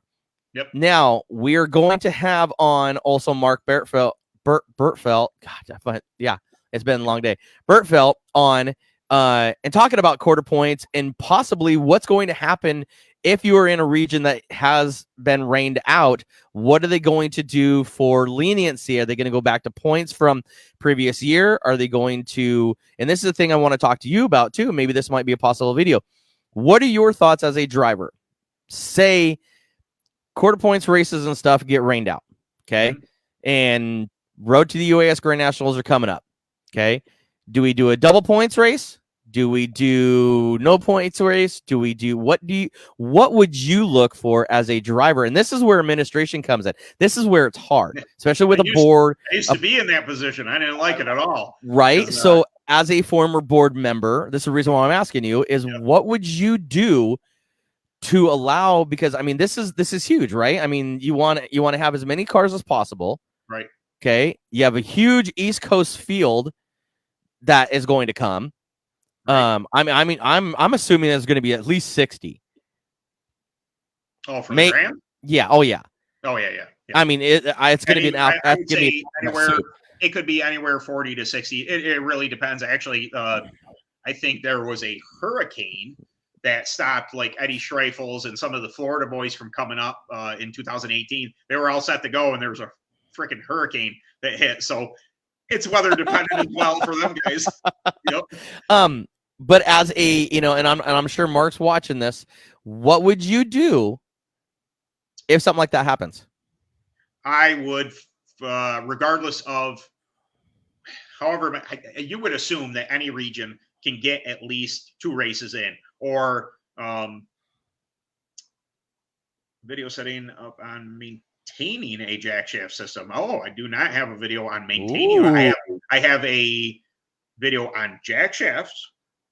I don't think about maintenance, but that's more bearings than anything, and keeping everything tight so it doesn't wobble back and forth. But yeah, I would, even if you don't have a lot of carts show up to whatever race, say it is central. Say we are nearing, everything gets, say this Saturday gets rained out, and then we're on to, we still haven't raced a race. If I'm Richard, whatever track it is that I can get to, whether it be Allegheny Memorial Speedway, even though that's in Western New York's, neck of the woods, schedule a race there, quarter point. Just get 2 quarter points in, regardless of where you have them, or say, hey guys, we're in a terrible situation, but this is what we have to get these 2 races in. We have to get 2 quarter points in. And there's, you wouldn't, yeah. We did it at, what was I administrator? I don't know. We forced it at Paradise one time. Like it was not looking well, or something had happened. And then all of a sudden it was just like, I called up Paradise. I knew Bill Glitch, and real friendly with him. And it's just like, hey man, we need a race. Can we show up? Will you have us? And he's just like, yep. Part of being an administrator is having good rapport with the track owners, with the facility, if I needed a race at any time, Bill Glitch or Gary Pallone that own Paradise Speedway, I could get a hold of them. Hey, we need a race. Bill Layfield down at AMS, I'm on real good terms with him. Hey, we need a race. Get it in there. And a matter of fact, if because I'm in this region, if Central ran out of ways to get a quarter point race in, go to AMS. I know it's not Central. It's Western New York. It's in Ernie's area. But if you need to get that race in, AMS rarely ever rains out. I've been racing there for 10, 15 years, and they have missed 2 races. It is high banked, and if there's a window of opportunity, they get the race in. Make it happen. Question with that is, because the point system to me, because we're only part of the video part, and the point system like that's still, pretty new to me or whatever. Yep. If I come out and I need a quarter points, if I start in park, do I have enough points or like that to make national? Yeah. If you start in park, you because some of these guys might not want to sit there and waste all their equipment, unless it's at their local track or whatever the case is. how does the point system and stuff work? Does it, I mean, can you go and show up, especially if it's like 4 or 5 hours away for some of these guys, maybe, or, right down the block, whatever the case is, if they just start and park, do they get enough points to be able to then advance to the nationals? Yeah. Per the rules now, from my understanding, to keep the what do you want to call them? The people who show up, the money race guys that just show up to take the money, Right.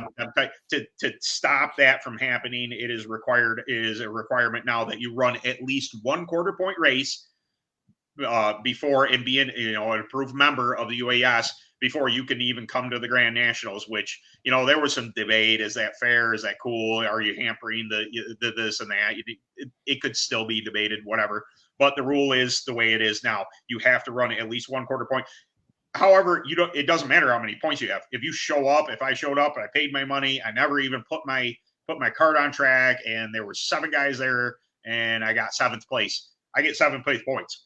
That's Gotcha. Okay. You just need to be at the event to you need to be able to register and to show that you were there.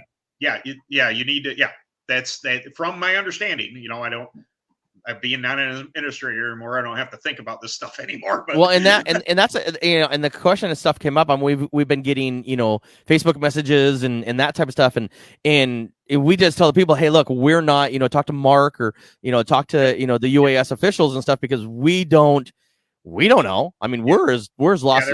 All we do is just film you guys go around circles. I mean, some of the stuff we do know, but there isn't a certain point total that is necessary to run it. You can go to the Grands and have 2 points, and now you ran the Grand Nationals. But as long as you're a registered UAS member, and as long UAS guy, and ran one quarter point, from my understanding, that's the way it is. That you can run the Grand Nationals and you're good to go.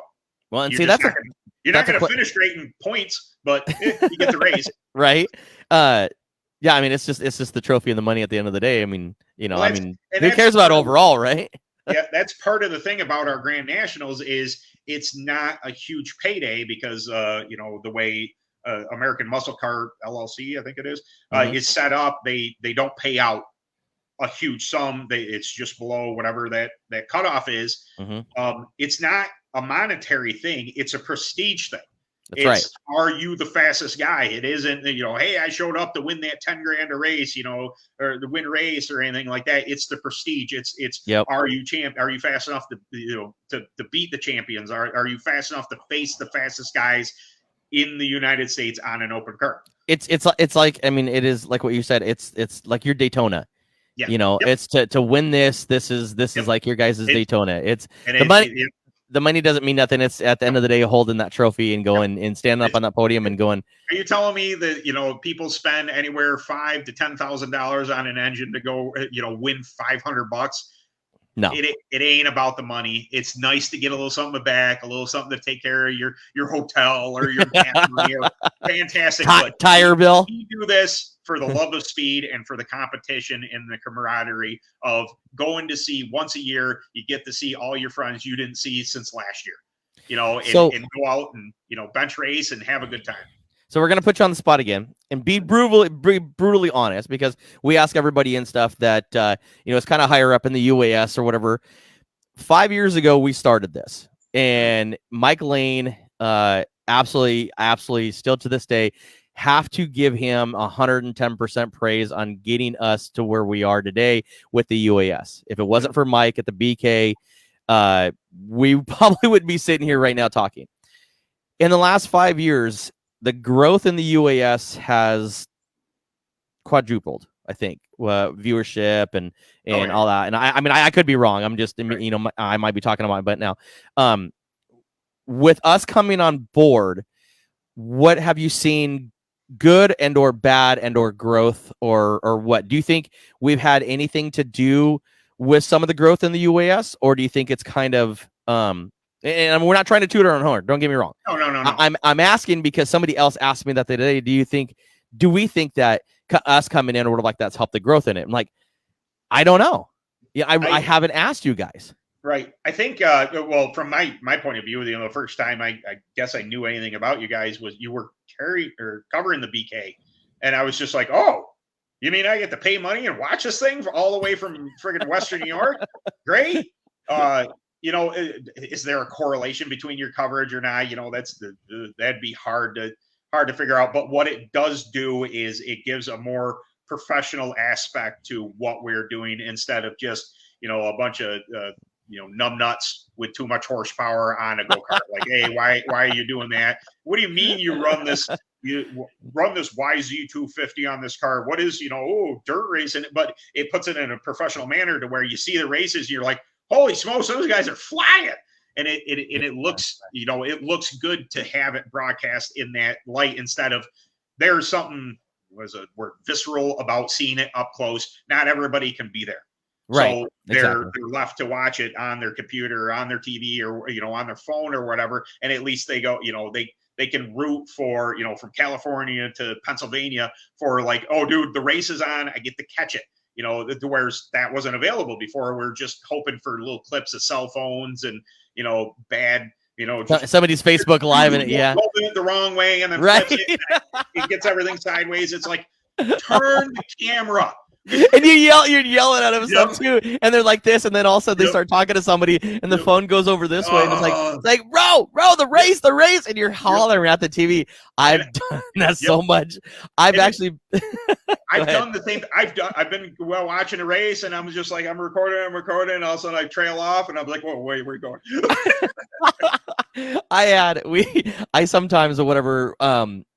If I'm producing the show, I'll sit there and I'll tell the camera guys, okay, our mark is, the top two, follow the top two until the next mark, and they'll follow, and then I'll have another camera guy or whatever that will see something, and I don't see it because I'm not looking at the screen. I'm just looking at production part of it, and I'm hollering. I'm like, why are you over there? Oh, okay. Follow the kid. I'm like, okay, he knows the reason. I'm like, and I've done that, and then I've had some guys that I'm not on their camera.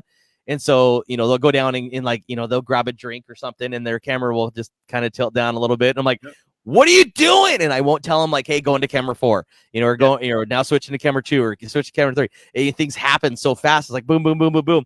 And if I'm not telling them and they're just like, da, da, da, da, da, they're fading off. I'm like, camera 4. And I'm like, oh, wow. Okay. Yeah. Where are we at? And follow the mark again. I'm like, it's just, you got to be quick on the draw, but you also got to be a good producer. And this is when we first started. I'm just flipping cameras. I'm like, okay, this is cool. We got a switcher now. I'm like, camera 2, no, camera 4. And there goes camera 1. There's main camera. And I'm not telling the camera guys, right? At one time I had 3 camera guys and I'm thinking, okay, camera 1's main camera 2's back search camera 3's static camera. Okay. Boom, boom, boom, boom, boom. And they're like, what do we do? Who are we watching? I'm like, you're supposed to be watching the leaders. I'm like, you didn't say anything. Yep. So one's watching the daisies over here, and it's like, oh god, yeah, I got to get better at this. Yep. But and so that's the whole thing, I mean, when we kind of stepped away from the big car stuff and started focusing back on like how we started our racing was all in go-karts, and that's where our grass is true for. But that's when we had the VHS, camcorders on our head and the big tapes and all that type of stuff. And, mom used to do it or grandpa used to do it or whatever. And then you have to have the VCR and, but everybody's kind of benched away from that. And karting in general is just kind of fallen off. Yeah. Unless you're part of it or unless you know somebody that knows somebody or whatever kind of, hit this and this. And we're like, I looked over. And at that time, I was married and I looked over at my wife and I sat there and I'm like, I think we're just going to follow go-kart stuff for a while. See where it goes.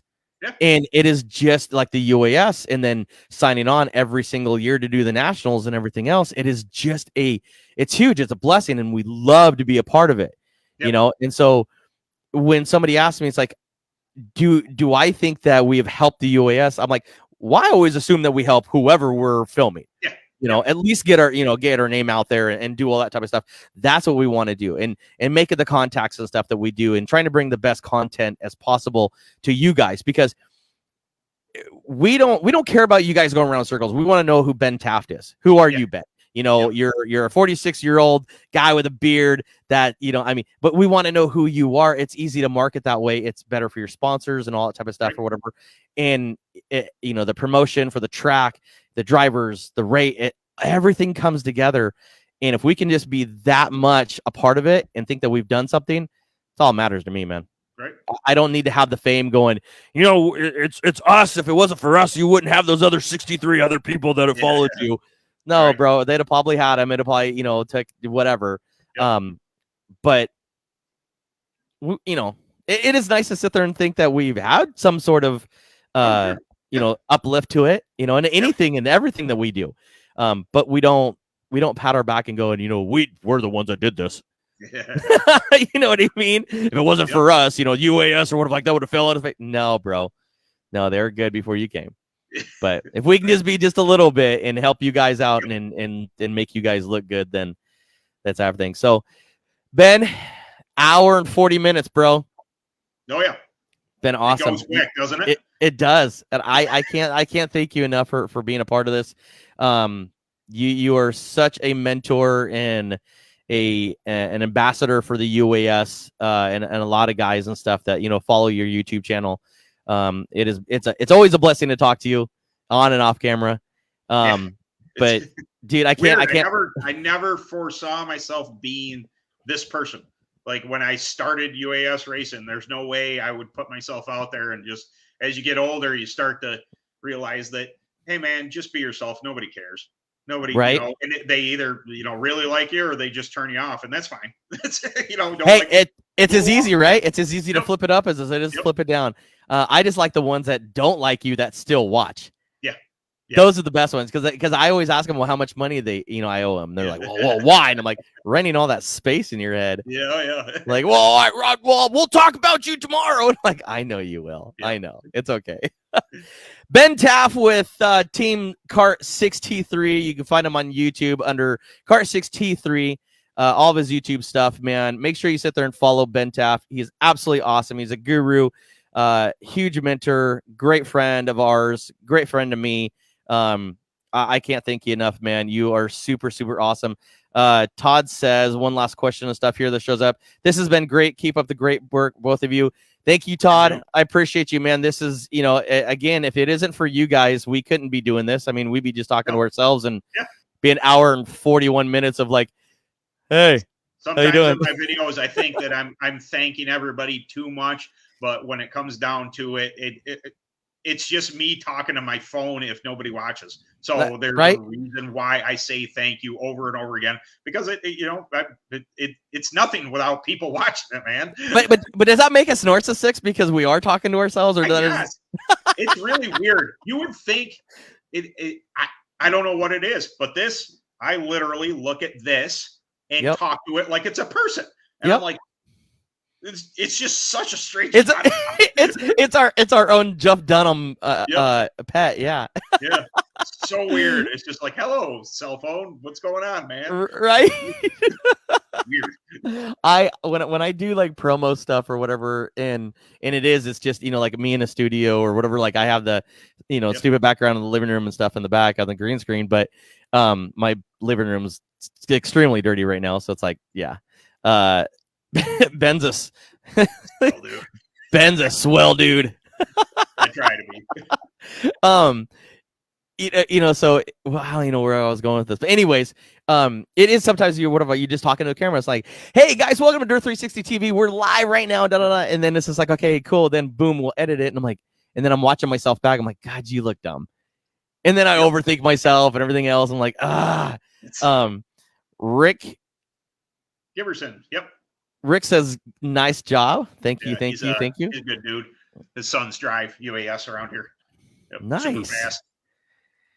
For that 4-stroke. It's not a Jawa. It's definitely been a pleasure, Ben. Anytime, man. And I hope, again, you coming on the show, you do realize that you're racing next weekend, right? Or this weekend. I hope so, man. It's not gonna rain. It's not gonna rain, bro. It's getting old. It really is. It's getting cold is what it's doing. Yeah. We just had some rain here, not too much, but now we're into the high 80s, early 90s and all that type of stuff. And we were out in the pool the other day, and I'm like, oh God, this is so nice. I got that black it's the black cover, but it's to radiate heat and all that type of stuff, sort of like that. So we got in it the other day. It was 62 degrees. I'm like, it was like a sauna. I'm like, this is so nice. Rick says only a 4-stroke. Yeah. Only one 4-stroke. Yeah. See, now everybody towards the end or whatever like that, everybody want to make comments. See, this is why we need to make comments at the very, very beginning, guys. It's been a pleasure. It's super cool to talk to you, Ben. Keep up the good work and everything you do. We're gonna do this because you said you didn't like to do that. So hold on, wait. And then if you really want to see what Ben looks like, oh no, there he no, is. No. People see it from me as is. we switch it up. Nope. We never know. With that being said, you guys, thank you so very much for being a part of this. Ben, hang on real quick right there. We're gonna sit there and show the Facebook UAS commercial one more time, and then we'll be on out of here. With that being said, Ben, talk about some of the people who help you real quick up on that Kart 63. Yeah, I definitely have to talk to, mention Walt Curtis. He's my kart partner in crime that totes me along to all the races and buys most of the equipment. And we bandy about to discuss, what's better and best for the, what we're doing for that day and everything. Really, really good friend of mine. Obviously, Beard Octane. These guys, they're fantastic. Joe, they're hitting their 5-year anniversary. I'll be on a live stream tomorrow for Beard Octane. Oh, and, real quick. Yep. Do I win anything? I'm just saying because I saw that thing or whatever like that. Somebody wins something tomorrow. Yeah. I'm just saying. I mean, I'll grow my stuff back out if I have to be. Yep. Let's see. I'm trying to think who else. Our Atari auto finishers are just there. It's probably last year they'll be on deck. That's fine. He's been a super supporter of mine for a long time. And then of all things, I did a video for Goodyear race shoes, and it's not like they're a sponsor, but they sent me out a free pair of race shoes to do a review on them, and I'm like, "You're a sponsor now. Good job." Wow, absolutely. Let's keep that stuff rolling, bro. I am a cheap date. You don't understand. It doesn't have to be thousands of dollars. A good pair of racing shoes, and I'm good to go. Yeah. Where can they find your podcast for tomorrow? It would be on Beard Octane's YouTube channel. Yep, I'll probably share it out and everything when I go on. I think I go on at like 8:40 Eastern or something like that. Just a little snippet of a thing. Doing some new product release tomorrow, so they asked me to be part of that, and I'm like, yeah. Absolutely. Well, if you want to share it to the Dirt 360 TV page, definitely do so. So people can sit there and follow your stuff. Utilize this as a tool. Right. With that being said, we'll go with one last comment here. And Aaron says, went from swell to soul. Wow. Aaron needs to be in bed. Yeah, very good stuff. Yep. Oh my gosh, we have such awesome fans, man. It is cool. It is awesome to see you. Ben, stick around real quick. We're going to play this short little commercial, and then we're going to get on out of here, and we'll talk to you after this commercial off air. Ben, thank you guys so very much for following us here on Dirt 360 TV. Next week, it will be Monday, I believe. We have Tyler Bully, junior UAS young lady out of SoCal, California. She's going to be on. She's going to be talking about some of her stuff from Southern California, gearing up. We'll also talk to her about year in review, about her running the BK here in Salem, Oregon. Talk about how well she did down there. She was bad fast, and of course, she was awesome. And of course, what they're going to do to gear up for the UAS Grand Nationals in September. That being said, ladies and gentlemen, make sure you sit there and keep your eyes on the Dirt 360 TV page. Make sure you sit there and follow Ben Taft on his YouTube page. And of course, all of his Lucky Charm beard makeup that he does on a weekly or half-weekly basis whenever he decides he wants to post. With that being said, thank you guys so very much. We'll talk to you after bed. Something new every day, Wrong one.